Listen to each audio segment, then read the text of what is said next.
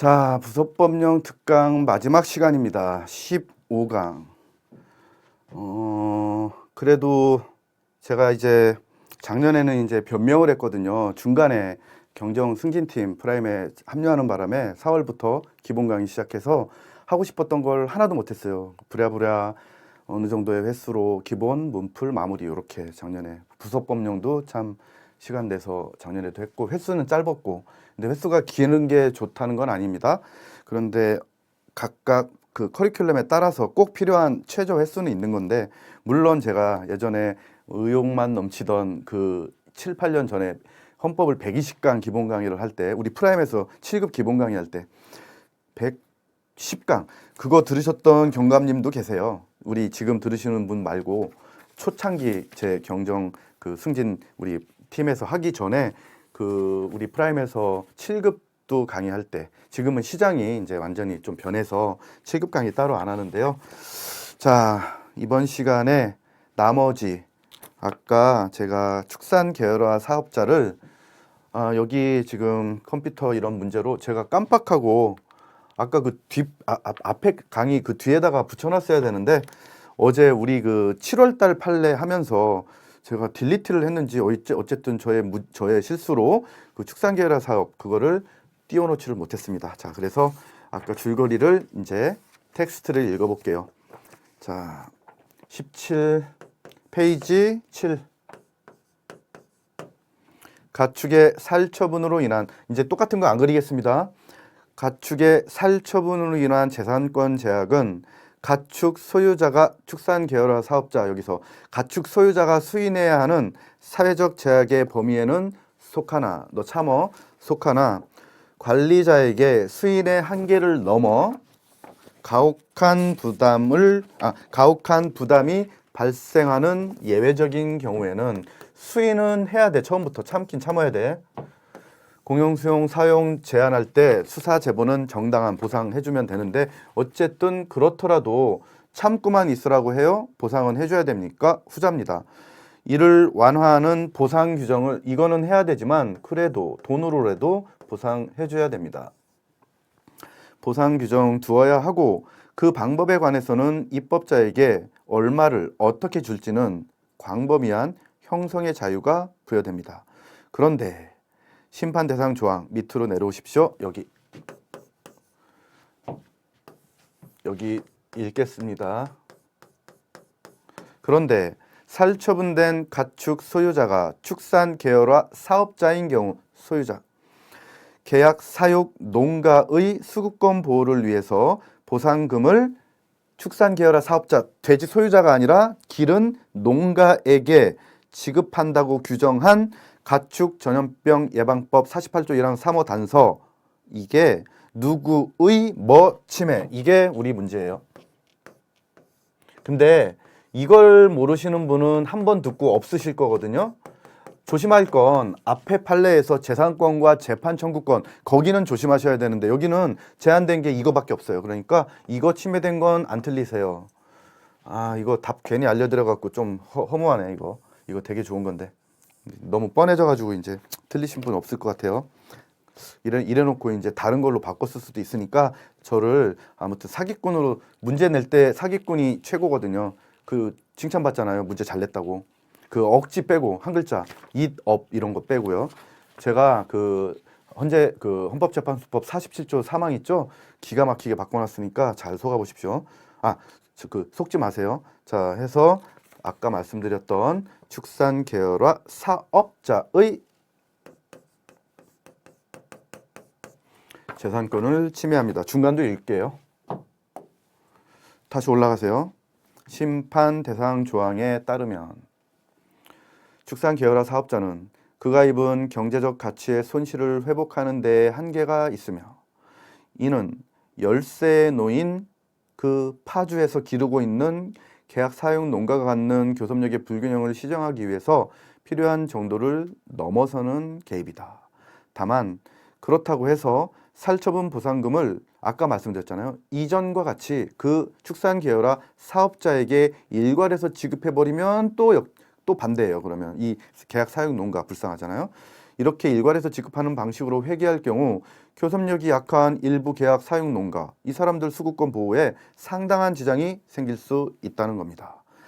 끊으시고, 살처분 보상금을 가축의 소유자인 축산계열화 사업자와 계약 사용 농가에게 개인별로 지급함으로써 대상 가축의 살처분으로 인한 각자의 경제적 가치 손실에 비대한 보상을 실시하는 건 입법 기술상 불가능하지 않으므로. 자, 끝났어요. 거기서. 불가능하지 않으므로. 밑줄은 안 쳐 있지만, 자, 입법 기술상 불가능하지 않는 점을 고려하면 축산계열화 사업자가 가축의 소유자라 해서 살처분 보상금을 오직 계약 사용 농가에만 지급하는 방식은 축산계열화 사업자에 대한 재산권의 과도한 부담을 완화하기에 적절하다고 보지 않는다. 따라서 심판 대상 조항은 조정적 보상 조치에 관해서는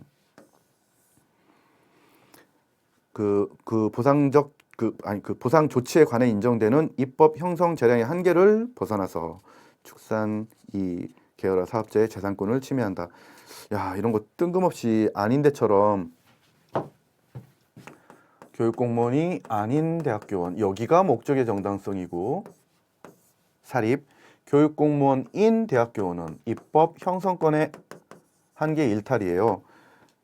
이것만 끝에만 이거 딱 외워놓고 기분 좋게 있다가 과잉금지 원칙에 위배되어 이렇게 나오면 이제 여기도. 근데 이제 제가 이렇게 넓히는 거는 신중해요. 그러니까 왜 그러냐면 이 기본 것도 모르고 계속 그 응용 문제만 연습하면 어쨌든 프로야구 선수가 그 다이빙 캐치는 안 하고, 그 기본 훈련은 안 하고 맨날 다이빙 캐치만 연습하다가 실전에서 그 평범한 그 알까기 해가지고 우리 그 시청자들 암 걸리게. 오늘 점심 먹고 노량진에서 점심 먹고 이제 루틴이 점심 먹고 커피 먹고 양치하고 이 신림동으로 건너오는데 커피 먹고 제 집으로 올라가려고 하는데 깜짝 놀랐습니다.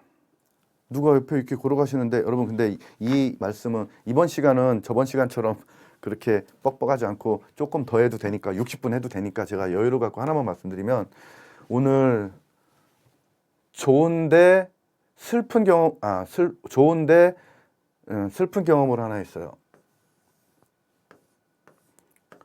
기본 강의 때부터 이제 한화야구는 이제 암 걸려서 이제 어제부로 이제 호흡기 뗐고요. 저희는 어제 무사 2, 3루에서 병살타 치고 빵점으로 졌어요. 그래갖고 이제 제가 NC 감독한테 이제 이게 아니라 이제 카톡을 보냈죠.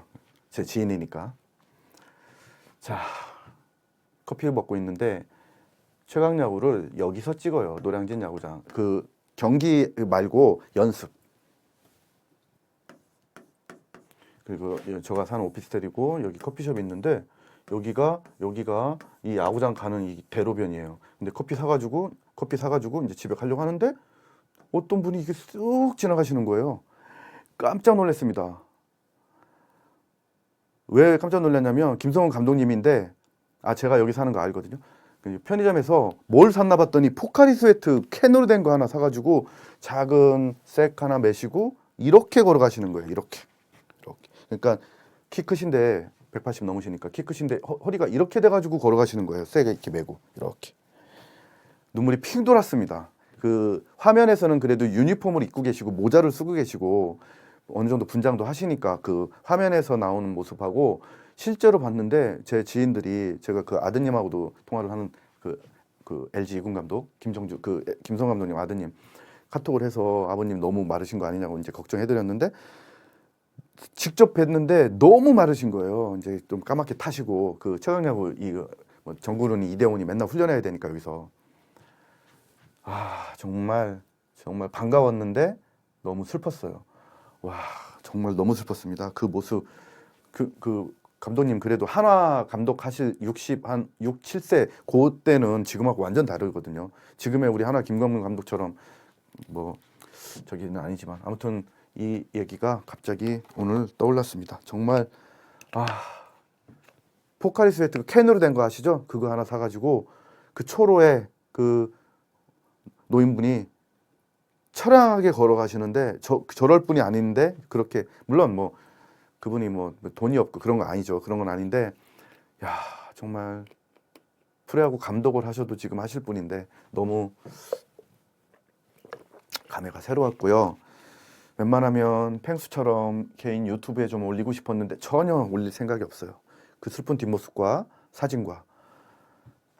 그래서 제가 마음속으로 여기 촬영팀이랑 여기 뭐 어떤 선수가 오든 뭐 10명이든 20명이든 내가 여기서 그 스텝 불러가지고 내가 모든 커피든 뭐 디저트든 해가지고 한번 찾아갈 생각입니다. 촬영하실 때. 근데 찾아간다고 무조건 되는 건 아니고 촬영할 때는 미리 이제 선약을 하고 찾아가야 돼요. 그래서 감독님한테 문자로 제가 남겨놨어요. 한번 찾아뵙겠다고. 어디 하다 그랬죠? 이거 일단은 그 축산 계열화 그 사업자의 재산권을 침해한다. 5월 30일 헌법 불합치 판결입니다. 19번 했고요. 넘겨주세요. 다행히 이 사무장병원은 복습입니다. 어디서? 자, 수사 결과 이걸로 확인된 의료기관에 대해서 무조건 일단 안 줘. 사정이 어떻든. 나중에 이 사람들이 찍혔는데 그 무죄로 밝혀져봐. 그러면 더 억울하잖아요. 자, 우리가 봤던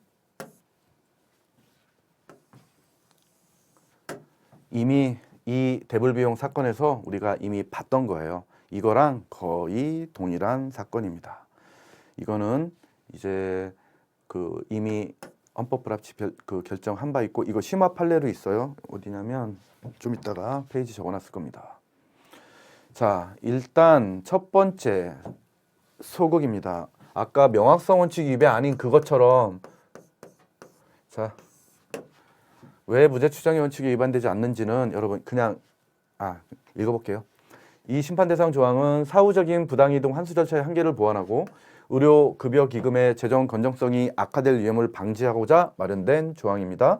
그렇다면 사무장병원일 가능성이 있는 의료급여기관이 일정 기간 동안 의료급여 비용을 지급받지 못하는 불이익을 받더라도 이를 두고 유죄 판결이 확정되기 전에 죄 있는 자에 준해서 지급하는 건 아니라고 본 거예요.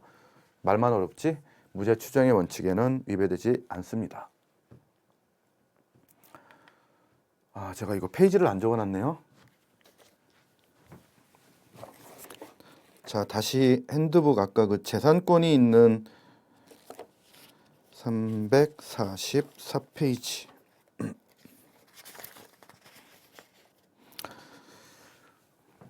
이거 똑같아요. 똑같아요. 347 심화학습 3 그걸 읽어볼게요. 그걸 국민건강보험법 47조의 2, 1항 등 위헌소원 수사기관의 수사 결과 사무장병원으로 확인된 의료기관에 대한 요양급여 비용 지급 보류 사건 재산권 침해 그때도 똑같으니까 무죄 추정의 원칙 위배 안 됐어요. 그때도. 그리고 국법은 적용 중지 현행법 계속 적용 그것도 그때 설명드렸고요.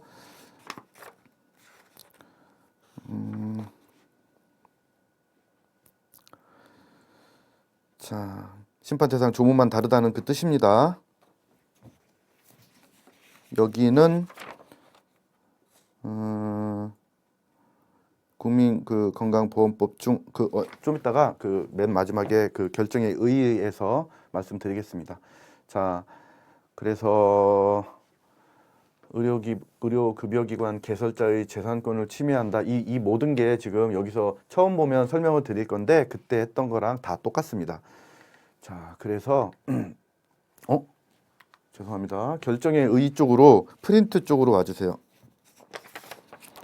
11페이지 결정의 의의 지금 심화학습에서 보셨다시피 23년 자 11페이지 추록 맨 밑에 결정의 의의 23년 우리 그 핸드북 347페이지 심화학습 3번에 있는 23년 3월 23일 2018원바 433 등 결정에서 이 심판 대상 조항과 유사한 내용으로 요양기관에 대한 요양급여 비용 지급을 보류할 수 있도록 규정한 국민건강보험법 47조 해서 쭉 돼서 시한으로 헌법불합 결정을 한 바 있고 위 결정 취지에 따른 개선 입법이 올해 2월 20일 날 이루어졌고 24년 8월 21일 다음 달 21일 날 시행 예정이다. 이 사건은 의료급여법에 대해서도 이 먼저 사건은 국민건강보험법 이건 의료급여법 이 의료급여법에 대해서도 밑에 똑같다. 뭐만 다르다? 대상법. 그러니까 이것도 이 시행 예정인 건강보험법처럼 바뀌겠죠. 자, 여기서 그래도 하나는 읽어야죠.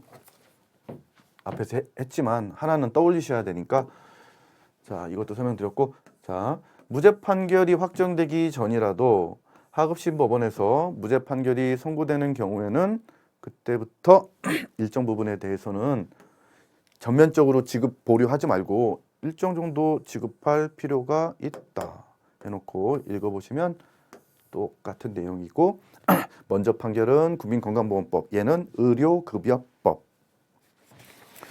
자, 복잡한 판결 보시겠습니다.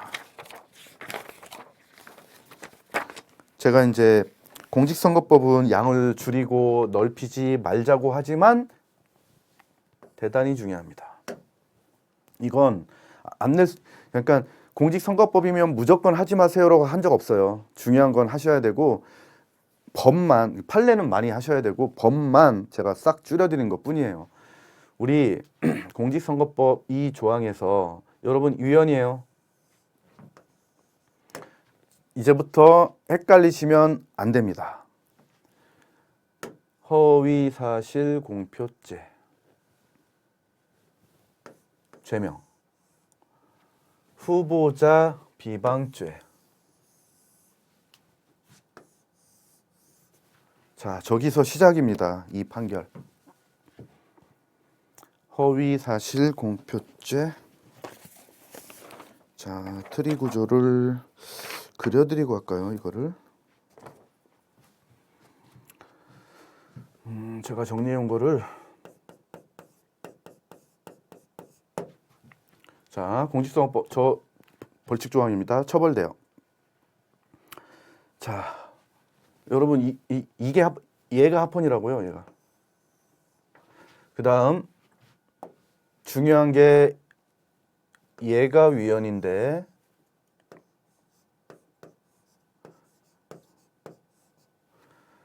뭐는 소극이라고 했을 것 같아요. 아직 안 보셨지만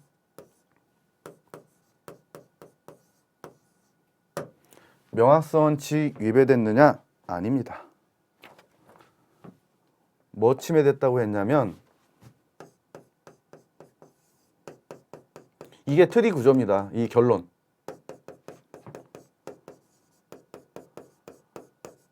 이렇게 정리하시고 쓰세요. 이렇게 쓰시고 아까 유류분 때 엄격 비례 심사했어요. 자의금지였죠. 여기가 엄격 비례입니다.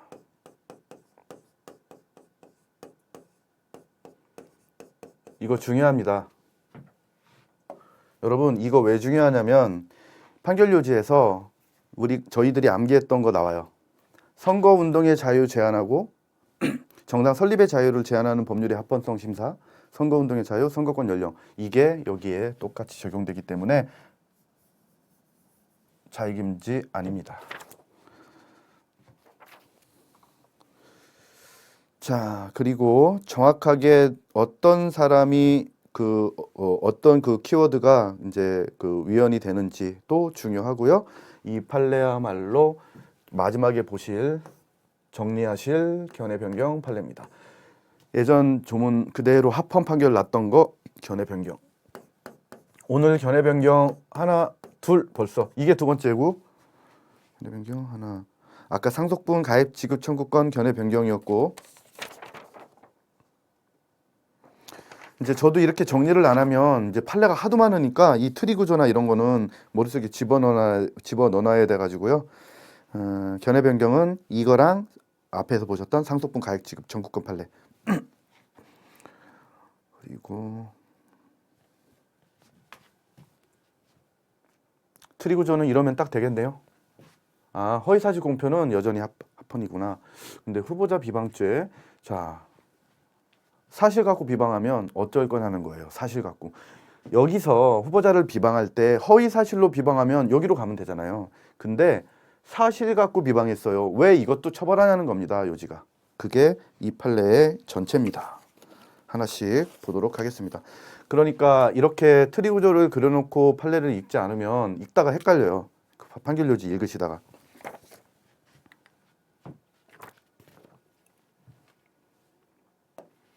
되고자 하는 자 포함이고 후보자가 되고자 하는 자에 관한 부분은 헌법에 위반된다. 뭐에서? 허위사실 공표죄 말고 비방죄.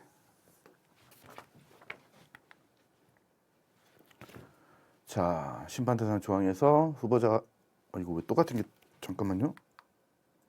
아, 죄송합니다. 그 똑같은 게 화면이 두 개가 돼가지고 자, 비방 금지 조항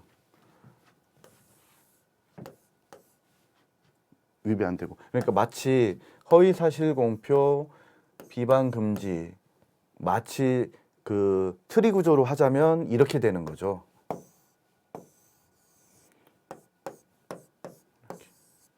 마치 뭐 이렇게 하면 뭐 표 되는 거죠. 뭐 뭐예요? 명확성 원칙은 둘 다 위반 안 됨. 표현의 자유는 얘만 위반됨. 이렇게 되는 겁니다. 아까 제가 설명드렸던 우리가 암기하고 있던 것 중에 하나. 목수 인정되니까 따로 암기하실 필요 없어. 그러니까 이거나 이거를 암기하셔야지 이거는 필요 없어요. 이제 이거는 그냥 90%로 끊긴 목수 해법이니까 목수 해법.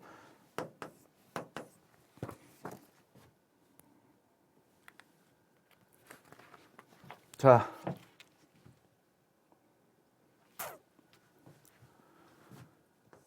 이 사건 비방 금지 조항이 정한 여러분 이 판례는 무조건 그 명확성 원칙 위반은 한 번만 읽으시고 나머지는 3번 정도 하셔야 됩니다.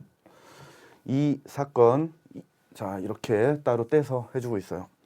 이 사건 비방 금지 조항이 정한 비방의 대상에는 아무런 제한이 없으므로 남을 헐뜯어 말함으로써 그의 사회적 가치평가를 저하시킬 수 있는 사실이면 허위의 사실인지 진실한 사실인지를 불문하고 모두 여기에 해당되게 됩니다. 그러나 후보자 되고자 하는 자의 공직 적합성에 관한 부정적 사실을 지적하거나 의혹을 제기하는 것만으로 그를 헐뜯는 행위일수라고 일률적으로 단정할 수 없다는 겁니다. 비방 행위가 여기에 해당하면 이걸로 가면 돼요. 아까 설명드렸듯이. 여기서 처벌 안 해도 돼. 근데 여기서 문제됐던 건 이 사람인데 이걸로 하면 사실로 허위사실 공표야 당연히 우리 그 형법 말고도 공직선거법 자체에서도 허위사실 공표죄로 처벌하면 되는데 사실로 하면 이 사실이 문제가 제기되는 경우 이에 대한 반박을 하도록 해야 하고 그 과정을 통해 유권자들이 그 후보자가 되고자 하는 자의 능력, 자질, 도덕성을 올바르게 판단할 수 있는 자료를 얻도록 해야 합니다.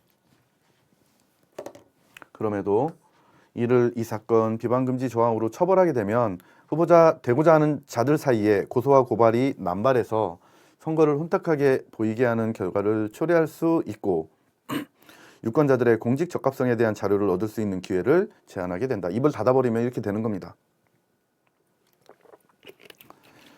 유권자들이 판단하라는 거예요. 이거는 벌로 가고 허위사실은. 그래서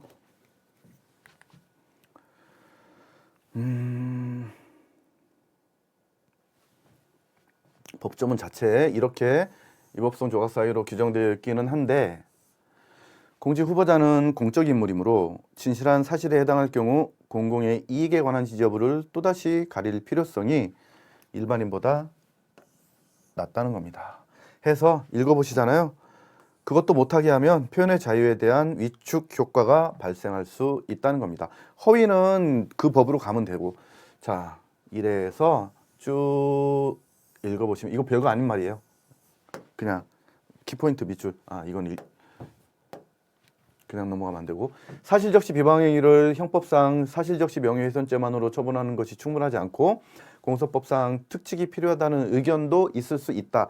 100번 양보해서 이렇게 말하고 있죠. 100번 양보해서 이럴 수 있다. 그러나 이 사건 비방금지 조항의 법정형이 형법상 사실적시 법정 명예훼손죄보다 중하고 공소법상 특징이 적용되는 경우 위반자에게 더 큰 불이익이 부여되는 것인데, 이를 스스로 공론의 장애에 뛰어든 사람의 명예를 일반인의 명예보다 더 이렇게 하면 일반인의 명예보다 더 두텁게 보호하는 것이다.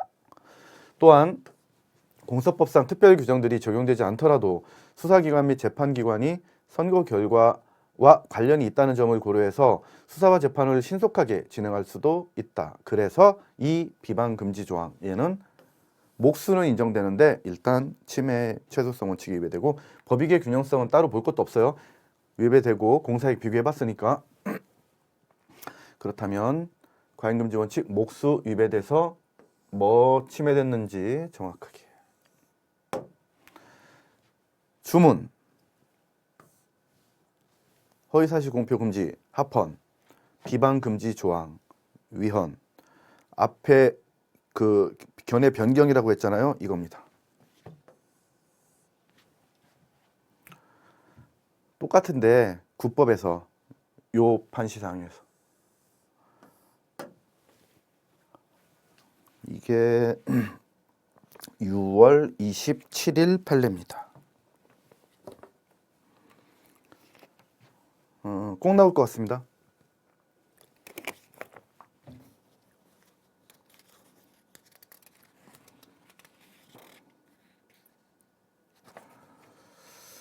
자,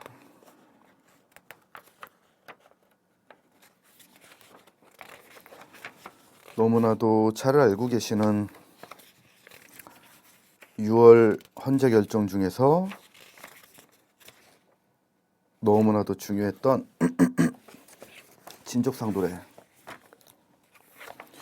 자, 이것도 결론만 알고 계시면 안 되는 대단히 중요한 판례입니다.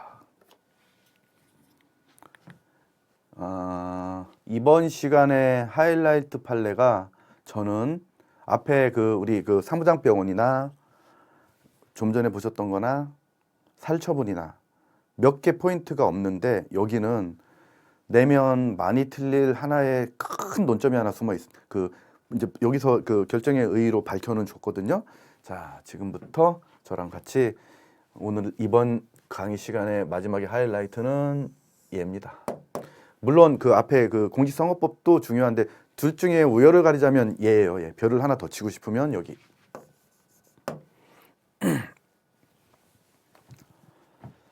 자, 이걸 우리가 공부할 때 직배 동동급배로 외웠던 기억이 나는데, 직배 동동급배, 직배 동동급배. 이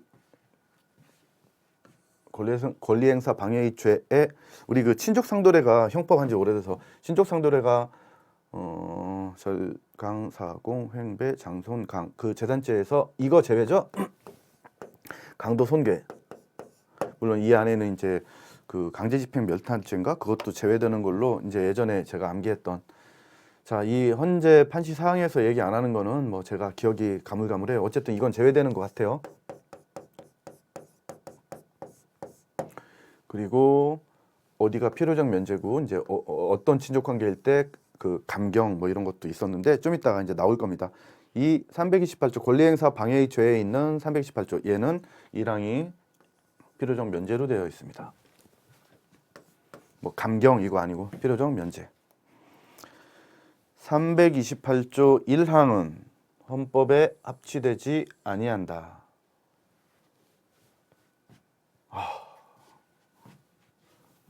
이거 왜 실수를 했지 제가? 프린트에 가필 좀 부탁드리겠습니다. 정말 마지막까지 오게 튀네.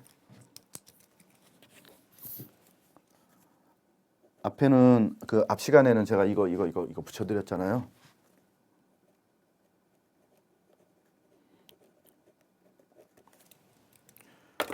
이건 이제 고쳐갖고 내일 올려드려도 되는데 내일 토요일이라 우리 직원분 이제 헷갈려. 그래서 이거는 이거는 그 다시 고쳐서 명백한 거 있으면 다시 고쳐서 월요일 날 올리는데 이것만 가필해 주십시오. 아까는 판결 요지에서 적용 중지고요. 7월달 판례. 이거는 여기서 이렇게 해주고 있어요.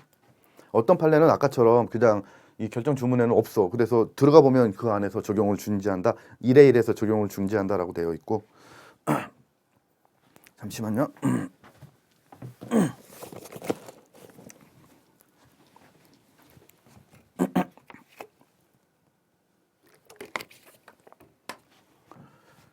자, 이제 하나씩 보도록 하겠습니다.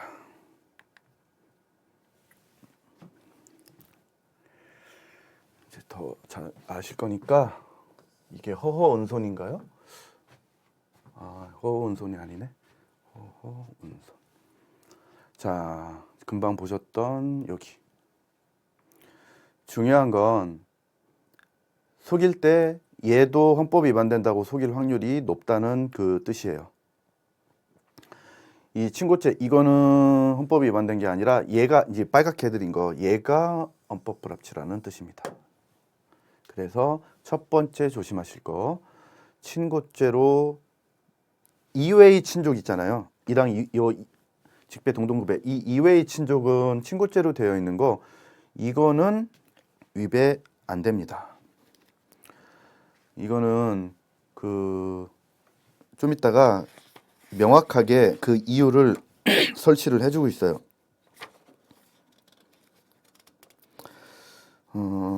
소추 조건으로 정하고 있는 건지 형벌 조각 사유를 정한 심판 이거는 이제 형벌 조각 사유. 근데 이거는 소추 조건.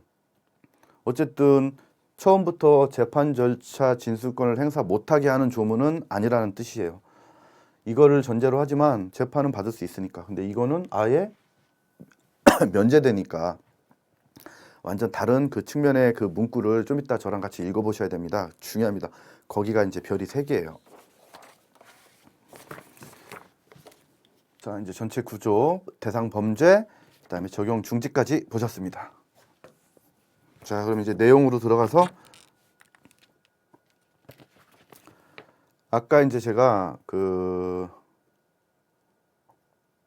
결정의 이 의의는 이제 제가 쓴 게 아니고 이 헌재 재판관이 전체 판결 요지를 이제 간략하게 줄여 놓은 거예요.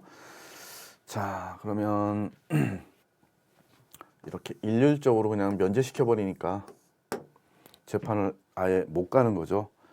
헌재는 이 사건 결정을 통해서 경제적 이해를 같이 하거나 정서적으로 친밀한 가족 구성원 사이에서 발생하는 수인 가능한 수준의 재산범죄에 대한 형사소추 내지 처벌에 관한 특례의 필요성을 긍정했는데 심판 대상 조항이 규정하는 일률적 형면제로 인해서 구체적 사안에서 형사 피해자 재판 절차 진술권을 형해화할 수 있는 하는 경우가 발생할 수 있는 점을 인정해가지고 적용 중지 헌법 불합치 결정. 그 다음에 뭐 이런 식으로 이제 고쳐봐 법을 그거는 국회 너희들이 해봐라고 해서 결정의 의의를 이렇게 써놨습니다.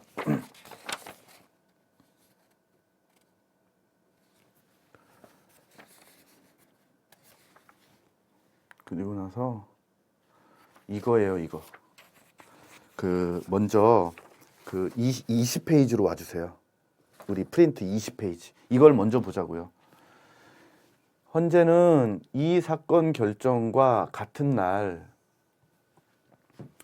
아까 2항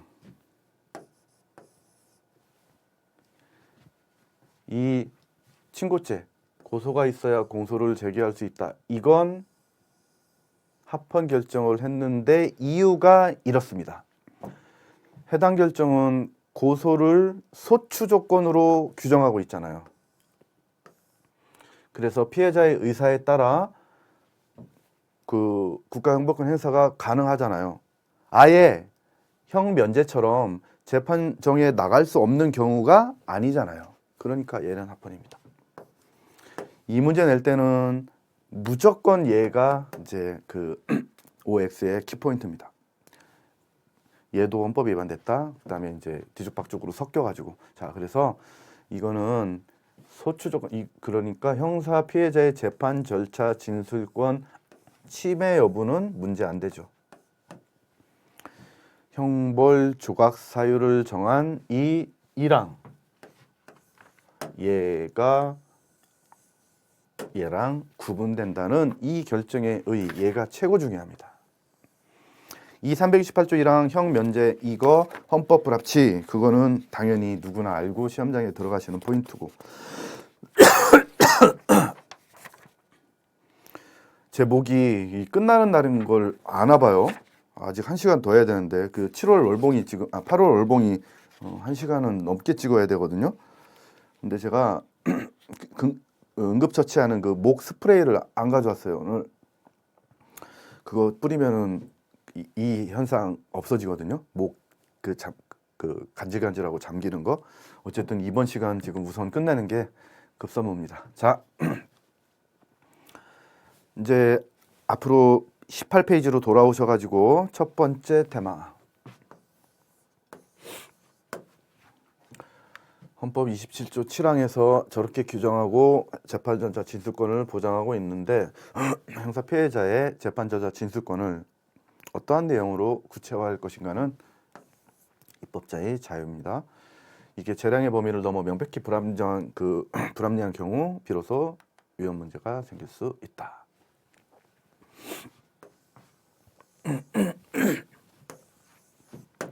자, 오랜만에 저 형사 피해자 재판 절차 진술권 파트에 이 추가되는 판례입니다. 이게 522페이지 넘겨보시면 얼마나 오랜만에 나왔는지 보이실 거예요. 다 읽었으면 좋겠는데 목이 조금 잠겼습니다.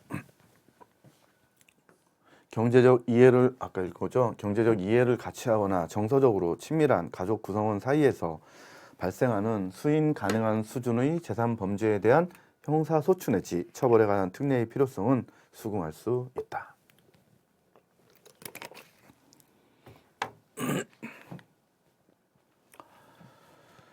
우리 키워드 중에 대표적인 거 하나만 기억하면 이겁니다.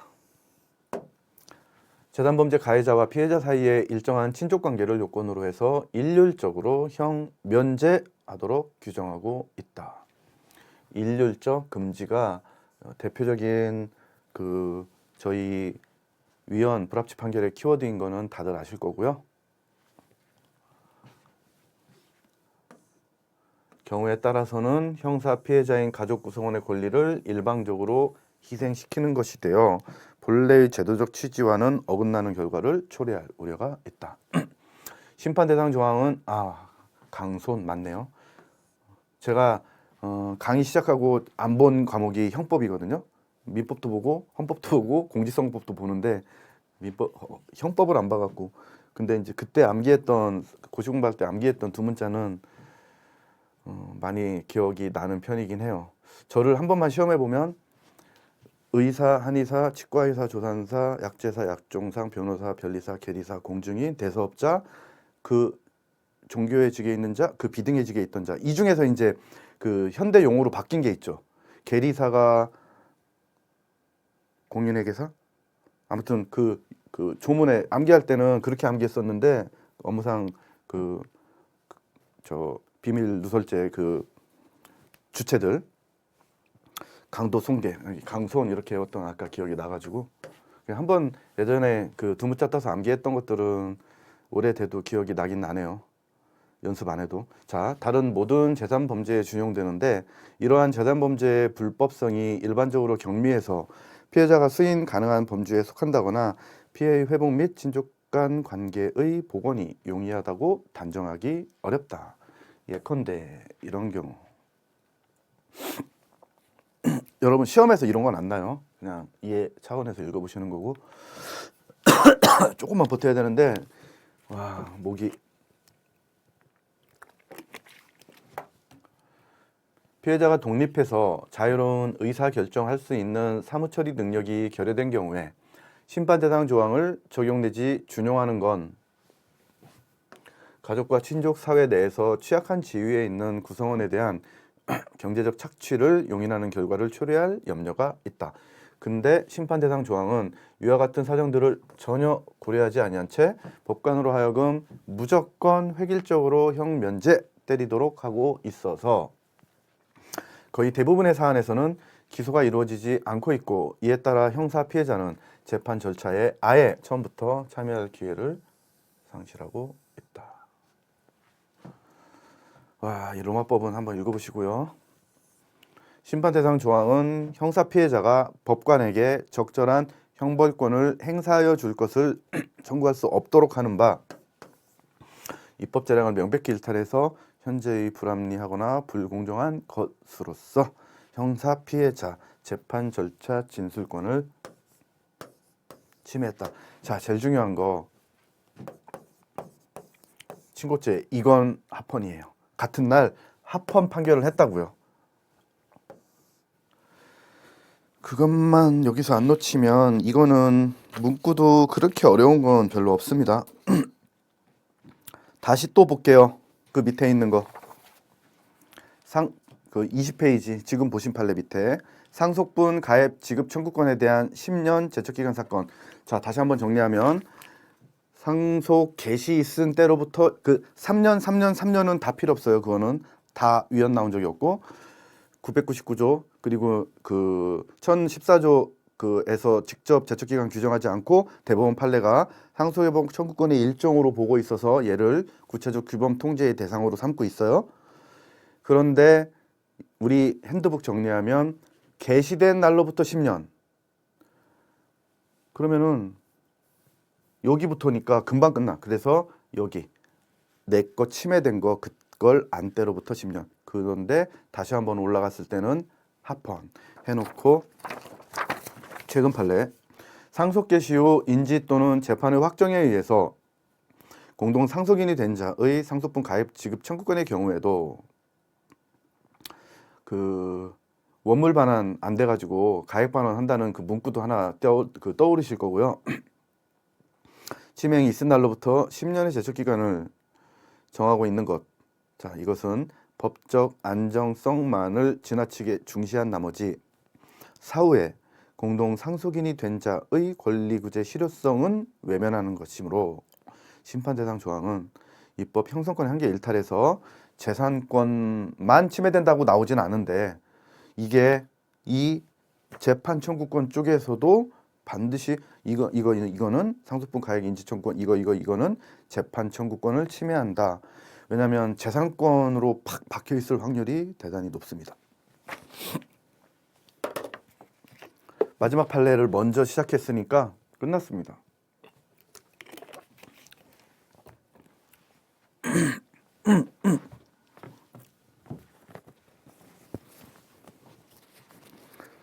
조금만 더 말을 해야 되기 때문에 아무래도 저 에어컨 바람이 직격탄 해가지고 오늘은 강의 끝날이라서 그런 것 같기도 하고요. 그래도 피날레 판례는 전체는 안 읽고 제목만 보실게요. 21페이지 법원조직법 43조 1항 5호. 그래서 아까 부속법령 특강 그 해설지에 있는 거 고쳐드렸다. 과거 3년 이내 당원 경력 법관 임용 결격으로 한 거 위헌 판결이고요. 공무담임권 침해입니다.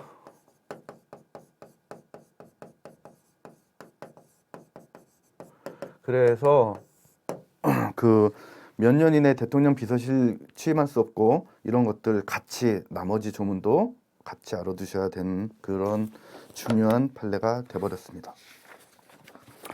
정리하면 오늘 판례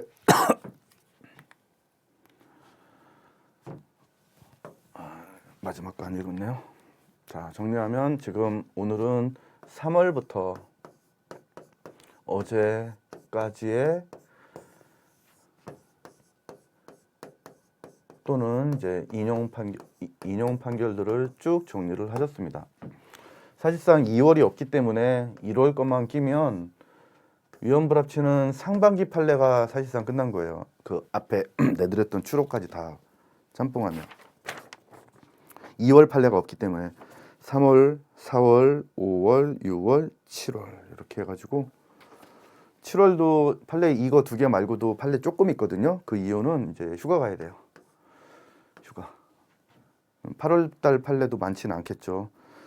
헌재 결정 많이 나오는 달은 저와 여러분 모두 같이 힘든 달이에요. 이 강의를 어떤 시점에서 들으실지 모르겠습니다. 8월 월봉이를 먼저 혹시 이것도 업로드 바로 될 건데요. 15강. 지금 제가 문제 냈고 오늘 이제 이거 끝나고 이제 바로 이어서 한 1시간에서 70분 촬영할 건데 여기 했던 판례 중에 이거 빼고 여기에 지문으로 들어가 있어요. 이 7월 거 빼고. 그렇지. 6월 거까지. 그러니까 그거 왜냐면 8월 월봉이가 그 거주 이전의 자유부터 국민의 의무까지 이게 끝이에요. 2편 기본권 강론 끝 전체 다. 그래서 문제 중에는 재산권만 이렇게 낸 문제도 있어요. 이 최신 판례 이 따로. 그리고 어떤 건 지문에다가 그냥 하나 이렇게 끼워 놓은 판례도 있어요. 그게 정답인지 아닌지는 풀어 보십시오. 자, 여기까지만 정리하고 혹시라도 부속법령 먼저 들으신 분은 조금 더 좋겠습니다. 이거 안 듣고 이 문제 못 풀거든요. 이게 몇 번 문제냐. 어쨌든 뭐 거꾸로 하셔도 상관은 없으신데 이때 내드리는 추록도 오늘 부속법령 이 여기에 있는 이 추록에 다 들어가 있고 여기는 이제 월봉이다 보니까 7월 달 거 없고요. 3월 달 거 없어요. 그것만 차이니까 이 알맹이 전체 비슷하니까 출력은 이 추록으로 하시면 되겠습니다. 자, 전체 어떻게 할지에 대해서는 여러 번 설명드렸으니까 반복하지 않겠습니다. 저를 공식 강의에서 만나신다면 8월 월봉이는 설명드렸고 9월 월봉이 때 저를 이제 보실 거고 9, 10 지금 아직 그 직원분한테 물어보니까 작년처럼 현장 모의고사를 9, 10, 11, 12 이렇게 할지 지금 월봉이는 6, 7, 8, 9, 10, 11, 12 이렇게 7번이고요. 4번 진도별 3번 전범위 그래서 7번이고 그 현장 모의고사는 작년에는 9, 10, 11, 12였잖아요. 올해는 이렇게 할 것 같은데 아직 이제 확정되진 않았나 봐요. 저를 월봉이 때는 다달이 보실 거고 정규 강의는 판례 강의는 유동적이라서 확실하게 한다 이렇게 말씀 못 드려요. 상반기 판례, 하반기 판례 이건. 상반기 판례는 오늘 이 13, 14, 15로 어느 정도 된 것 같아요. 1월 것 빠진 상반기 위헌불합치 판례를 한 격이 됐어요. 그렇다면 저희한테는 요거를 제 생각에는 11월 현장 모의고사 보시고 작년처럼 이 정도면 1시간으로 충분하죠. 그런데 제 생각이고 혹시 많으면 적으면 충분한데 각각 막 5, 6개씩 나온다 그러면 이제 불가능한 거예요. 1시간으로. 추후 마무리 강의 전까지는 25년 대비 공식 강의는 오늘 일단 끝났습니다. 이게 OX 끝났고 이게 부속법령 특강 끝났으니까. 그래서 공식 마무리 강의 전까지는 다달이 월봉이 때 뵙겠습니다. 얼마 안 남았습니다. 8, 9, 10, 11, 12 승진하시기 위한 5달 남아 있는 거예요. 7월 달 다 갔다고 보면 됩니다. 여러분들의 그 건강하게 공부하셔서 내년에 꼭 좋은 소식 전해주셨으면 제가 그보다 더 좋은 보람은 없을 것 같습니다. 수고 많으셨고요. 판례나 혹시 모를 개정법들 전혀 걱정하지 마시고 제가 마무리 때까지 다 보충해 드리겠습니다. 고생하셨습니다. 무더운 여름 건강하게 잘 나고 계십시오. 감사합니다.